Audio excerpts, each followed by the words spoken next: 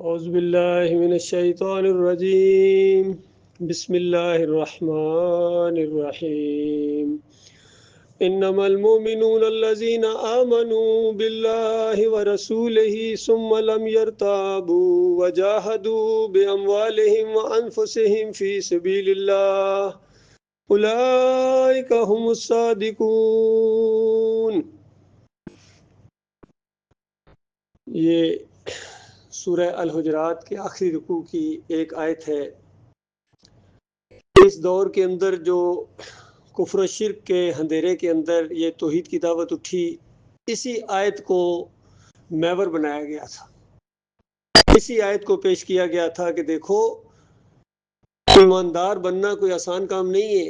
تم نے ایمان کی رٹ لگائی ہوئی ہے، ہر ایک کہتا ہے ہم ایماندار ہیں۔ دیکھو قرآن کا ایماندار کون ہے؟ اللہ تعالیٰ نے اس ایک آیت کے اندر سچے مومنوں کو بریکٹ کے اندر بند کر دیا، اور اس بریکٹ کے باہر جتنے ہیں سب کے بارے میں فرمایا اولئک، اس طرح کہ یہ اندر والے یہ صحیح معنوں میں مومن ہیں، اور اس بریکٹ سے باہر جو ہیں وہ صحیح معنوں میں کذاب ہیں، جھوٹے ہیں۔ تو اس انداز سے یہ آیت پیش کی گئی کہ غور کرو سچے مومن کون ہوتے ہیں۔ مالک نے زور دے کے، عربی جاننے والے اس کو جانتے ہیں، انما المؤمنون کا، انما المؤمنون کہ صرف اور صرف یہ مومن ہے۔ انما المؤمنون الذین آمنوا باللہ ورسولہ، کہ جو اللہ کے اوپر ایمان لائیں، ایسا مضبوط ایمان لائیں، دل کی گہرائی سے اپنے مالک کو پہچانے، اور پھر اس کے رسول کے اوپر جب ایمان لے آئے، دل کی گہرائی سے مان لیا ہے اللہ کا رسول، ثم لم یرتابوا، پھر شک نہ کریں، کیونکہ شک جو ہے وہ ایمان کا دشمن ہے، اور یہ کتاب ہے ہی ان کے لیے، ذالک الکتاب لا ریب فیہ، یہ وہ کتاب ہے جس میں شک کی کوئی گنجائش نہیں ہے۔ پہلے شک کو ہٹا کے اس کتاب کا مطالعہ کرنا ان کے لیے یہ ہدایت کا دروازہ کھولتی ہے۔ یعنی یہ بھی شک نہیں ہے کہ رب العالمین کی طرف سے ہے، اور یہ بھی شک نہیں ہے کہ اس کے مضامین بالکل واضح ہیں، اور یہ بھی شک نہیں ہے کہ یہ واقع ہی ہدایت کی کتاب ہے، اور اس میں بھی شک نہیں ہے کہ یہی وہ کتاب ہے جس نے عربوں کو اٹھایا تھا، اور یہی وہ کتاب ہے جس کو نہ ماننے کی وجہ سے آج انسانیت اذیت کے اندر ہے، عذاب کے اندر ہے، مالک کی ناراضگی کا باعث بنی ہے اس کتاب کو چھوڑنے کی وجہ سے۔ تو بتایا کہ ایسا ایمان لائیں، ایسا مضبوط ایمان لائیں کہ ذرا برابر شک کی گنجائش باقی نہ رہے۔ وجاہدوا باموالہم وانفسہم، اور جہاد کریں اپنی جانوں کے ساتھ اور اپنے مال کے ساتھ۔ دیکھیے جہاد تو وہ کرے گا جان دینے جا رہا ہے، مال لگا رہا ہے، کھپا رہا ہے،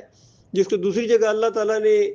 تجارت کا لفظ استعمال کیا کہ اے مومنوں میں تمہیں ایسی تجارت بتاؤں، تم بڑے سمجھدار بنتے پھرتے ہو، کتنے مشورے تمہیں ملتے ہیں، یہ کاروبار کر لو تو یہ ہو جائے گا، اس میں اتنا نفع ہوگا، بہرحال کہیں نہ کہیں نقصان کا بھی اندیشہ ہوتا ہے، اس کو بھی ساتھ لے کے چلتے ہو، لیکن تمہارا مالک اور خالق تمہیں یہ بات بتاتا ہے کیا میں تجھے ایسی تجارت بتاؤں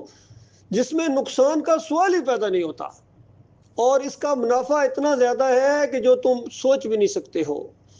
اور وہ یہ ہے کہ خالص ایمان لاؤ۔ ایمانداروں کو کہا جا رہا ہے ایمان لاؤ، یعنی دل کی گہرائی سے ایمان لاؤ، اتنا مخلصانہ ایمان لاؤ کہ اس کے اندر شک اور شبہ نہ ہو، اور پھر جہاد کرو اللہ کے راستے میں، کھپاؤ اپنی جانیں، کھپاؤ اپنا مال اس راستے کے اندر جس میں نقصان کا شائبہ تک نہیں ہے، اور جس کے بدلے میں تجھے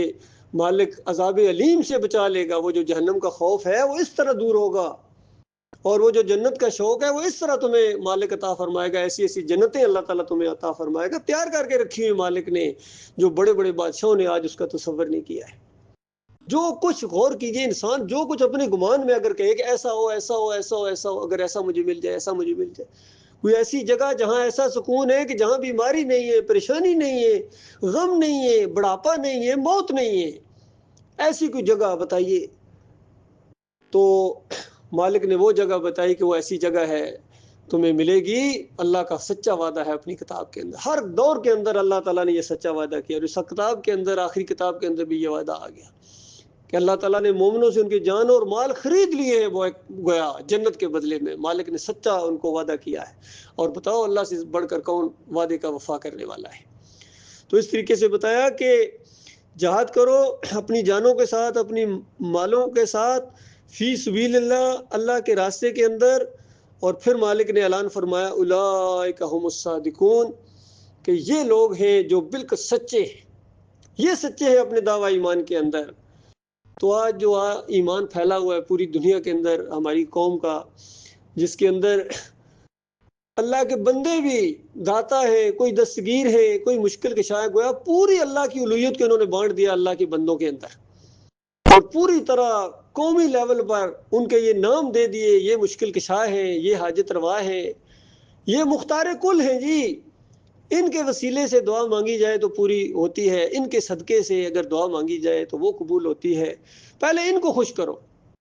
جس طرح دنیا میں ہوتا ہے, کوئی بڑی فیکٹری ہے, بڑا کام ہے, بس مینیجر کو خوش کرنا ہے جی, اس کے خوش کر لیا پھر سارے مسئلے حل ہیں, باقی وہ تو مالک ہے. اس انداز سے انہوں نے اللہ کے نظام کو بھی گویا اسی طرح سمجھ لیا ہے کہ یہ بیچ میں انہوں نے مینیجر رکھ لیے ہیں, ان کے وسیلے سے, ان کے ذریعے اللہ تک پہنچو, ورنہ اللہ تعالیٰ تمہاری نہیں سنتا ہے. اللہ تعالیٰ نے ان سارے باطل نظریات کا رد کیا قرآن کے اندر, اور فرمایا کہ وہ مالک جو ہے وہ تمہاری شرط سے زیادہ قریب ہے, وہ تمہاری پکاروں کو سننے والا ہے, جاننے والا ہے. تمہارے خیالات کیا, تمہارے دل کے اندر جو اٹھنے والے وسوسے ہیں ان کو بھی وہ جانتا ہے. تمہاری پیدائش سے بھی پہلے وہ جانتا تھا کس کے اندر کیا وسوسہ اٹھے گا, کس کی کیا خواہشیں ہیں, کس طرح مجھے پکارے گا اور کیا کیا سوال کرے گا. ساری مانگیں اللہ نے پوری کر دیں اور لکھ دیا اس کے لیے جو کچھ بھی ہے. اتنا علم والا ہے اللہ تعالیٰ. تو اس طرح جو یکسوئی کے ساتھ ایمان لائے گا وہ اللہ کے راستے میں جہاد کر سکتے ہیں. جو شکوک و شبہات والے ہیں وہ جہاد نہیں کر سکتے. یہ معاملہ ہے آج اللہ کے بندوں. اسی پر یہ پوری جماعتوں کو پرکھا گیا اس معیار کے اوپر کہ دیکھو, چاہے یہ بریلوی ہوں, نبی علیہ السلام کو ہر جگہ حاضر ناظر مانتے ہیں, مختار کل مانتے ہیں, ہر جگہ پکارتے ہیں اور سمجھتے ہیں اللہ کی طرح ہماری مدد کرتے ہیں. بس کائنات کو گویا اللہ نے ان کے لیے پیدا کیا ہے. تو اللہ تعالیٰ نے بتایا کہ نہیں, ایسی بات نہ کہو, اس کائنات کو میں نے اپنی بندگی کے لیے پیدا کیا ہے. وما خلقت الجن والانس الا لیعبدون, ہم نے جنوں اور انسانوں کو اپنی بندگی کے لیے پیدا, اپنی اطاعت کے لیے. یہ اطاعت کا امتحان ہے, کون بات مانتا ہے اور کون نہیں مانتا ہے. جس طرح دنیا میں ہوتا ہے ڈو اینڈ ڈونٹس, یہ کام کرنے ہیں, یہ کام نہیں کرنے ہیں. اسی طرح انسان کے لیے بھی یہی شریعت بنائی, یہ کام کرنے ہیں, یہ کام نہیں کرنے ہیں. اسی سے پرکھا جائے گا کون اللہ کا ماننے والا ہے, کون نہیں ماننے والا ہے. یہ چھانٹی ہو رہی ہے یہاں دنیا کے اندر, جنتی اور جہنمی علیحدہ کیے جا رہے ہیں. اور یہ وقت ہمیشہ نہیں رہے گا, نہ بتانے والے ہمیشہ رہیں گے, نہ سننے والے ہمیشہ رہیں گے. مرنے کے ساتھ یہ معاملہ ختم ہو جائے گا, اور پھر قیامت کے دن بڑا فیصلہ ہونا, ساری انسانیت کو دوبارہ زندہ کیا جائے گا. اور اسی نقطے کے اوپر فیصلہ ہوگا کہ کون اللہ کا ماننے والا تھا اور کون اللہ کا انکاری تھا, نہیں ماننے والا تھا. ساری چیزیں آپ کے سامنے آئیں گی, دن میں 1000 مرتبہ بلکہ اس سے بھی زیادہ اللہ کے امتحانات آپ کے سامنے آئیں گے. اور بالکل یہ مارکنگ ہوتی چلی جائے گی, کہاں فیل ہو رہے ہو, کہاں پاس ہو رہے ہو. اور صبح شام اللہ کے ہاں آپ کے اعمال پیش ہوتے ہیں, کہاں کہاں نافرمانیاں کی ہیں, کہاں کہاں فرما برداریاں کی ہیں. اور وہاں اوپر آپ کے نامہ اعمال کے اندر نیک لوگوں کے علیین میں رکھے جاتے ہیں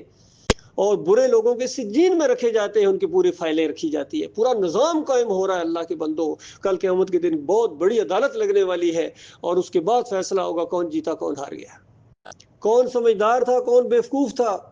کون خوش قسمت تھا کون بدبخت اور جو تھا وہ قسمت والا نہیں تھا. اور اس دن پتہ چلے گا کہ کون کیا لے کر آیا ہے. اور اس کے بعد جو فیصلہ, ایک گروہ نے جنت میں جانا ہے جہاں ہمیشہ کی خوشیاں ہیں, ہمیشہ کی عیش ہے, اور انبیاء کے ساتھ ملاقاتیں ہیں, اور نبی علیہ السلام کے ساتھ ملاقاتیں ہوں گی, ابو بکر صدیق, عمر بن خطاب سے اور دوسرے انبیاء کے ساتھ بغل گیر ہوں گے آپ, اور ابراہیم علیہ السلام سے ملاقاتیں ہوں, اور موسیٰ علیہ السلام سے, جتنے بھی ہیں. بتائیے کتنی خوشی ہوگی. کیسے دوست ہیں یہ, بہترین دوست ہیں. انسان کا دل کرتا ہے میرے اچھے اچھے دوست ہوں. تو بتائیں ان سے بڑھ کر بھی کوئی دوست ہو سکتا ہے؟ اچھا, انبیاء کے ساتھ دوستیاں ہوں, صدیقین کے ساتھ اٹھنا بیٹھنا ہو, دوستیاں ہوں, اور شہداء جو شہید ہوئے ہیں اللہ کے راستے میں, پھر عام مومن صالحین ہیں, کتنے پیارے دوست ہیں. اور پھر یہ ساری جنت کی نعمتیں دینے کے بعد مالک فرمائے گا میرے بندو, میرا ایک وعدہ ہے جو ابھی باقی ہے, کیا وہ بھی نہ عطا کر دوں؟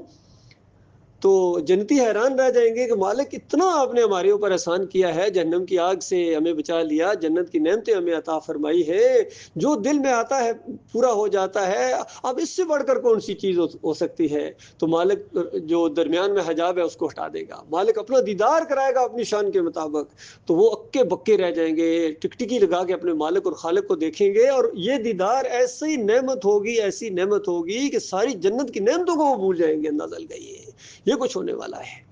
اور پھر ہمیشہ ہمیشہ یہ نعمتیں بڑھتی چلی جائیں گی۔ سب سے آخری جنتی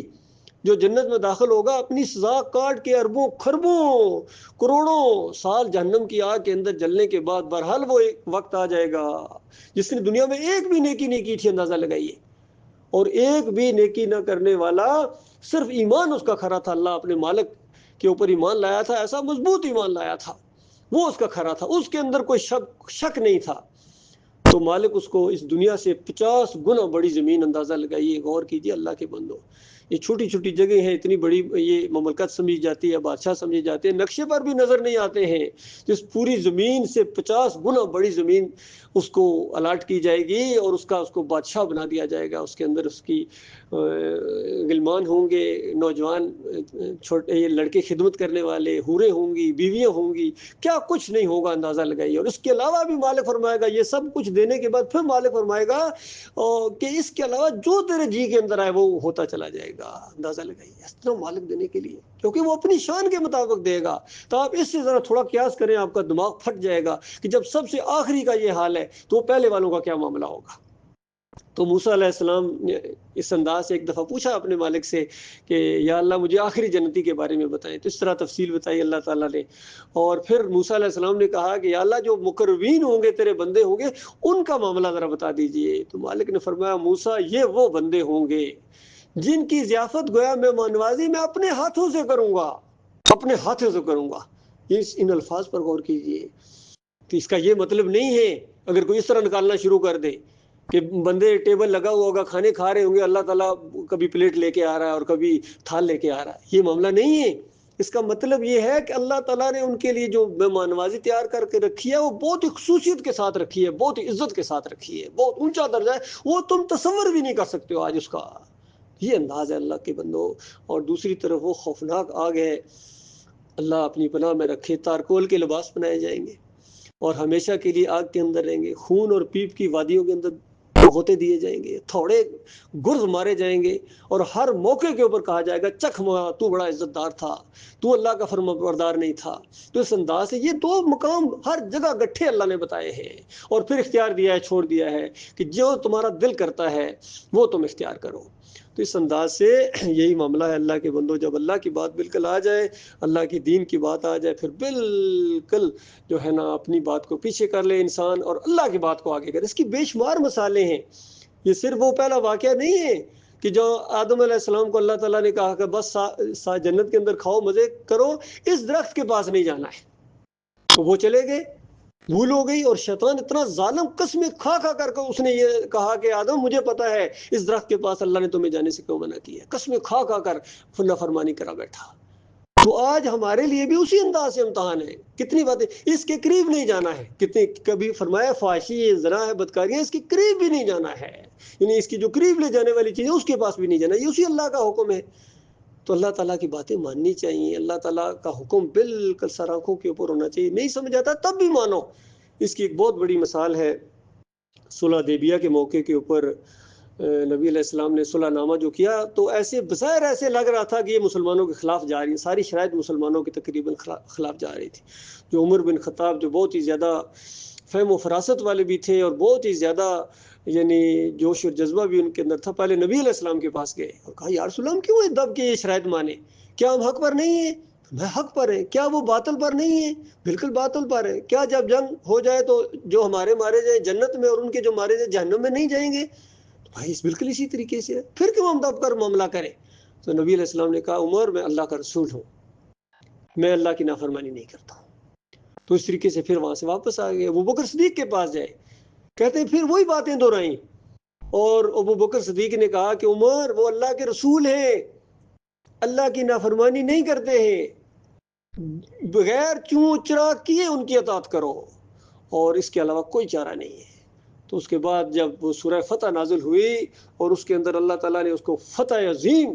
فتح مبین قرار دیا کہ تمہاری بہت بڑی فتح ہو گئی ہے، اتنا بڑا اللہ تعالیٰ نے آپ کو انعام دیا ہے۔ اور عمر بن خطاب رضی اللہ تعالیٰ بعد میں بڑے پریشان بھی رہتے تھے کہ اس موقع پر کیوں میں اس طرح ذرا تیزی دکھائی ہے، اور صدقہ خیرات کرتے رہتے تھے ہمیشہ۔ تو یہ دیکھیے، یہ اللہ تعالیٰ نے ایسے بندے پیدا کیے ہیں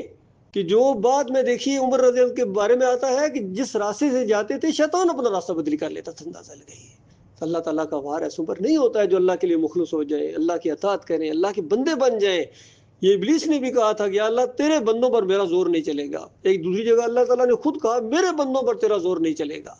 تو اللہ کے بندے بنے، پھر دیکھیے کس طرح رنگ جہاں بدلی ہوتا ہے کہ اللہ تعالیٰ کے راستے میں ایمان خالص کے ساتھ آگے بڑھنے کی کوشش کریں، جہاد کریں اللہ تعالیٰ کے راستے میں۔ اس سلسلے میں انشاءاللہ آپ چونکہ دعوت کو دوبارہ تازہ کیا گیا، اسی لیے میں نے یہ آیت پڑھی ہے، کیونکہ یہ دعوت اٹھی تھی جس شان کے ساتھ، اب آہستہ آہستہ اس کے اندر کمزوری آتی جا رہی ہے، آ بھی گئی ہے کچھ، تو یہ دعوت پھر انشاءاللہ اسی جوش اور جذبے کے ساتھ آگے بڑھے گی انشاءاللہ۔ جتنے یہ مسلک ہیں، بریلوی ہوں، دیوبندی ہوں، اہل حدیث ہوں، ان کا شرک انشاءاللہ سامنے لایا جائے گا، ان کے کافرین کا بھی لایا جائے گا، اور موجودہ دور کے جو لوگ ہیں جن کے عقیدے کے اندر خرابی ہے ان کی بھی نشاندہی آپ کے سامنے کی جائے گی، تاکہ جو جیے وہ حقیقت جان کر جیے، اور جو مرے وہ بے خبری میں نہ مرے۔ اقول قولی ھذا استغفر اللہ لی ولکم ولسائر المسلمین۔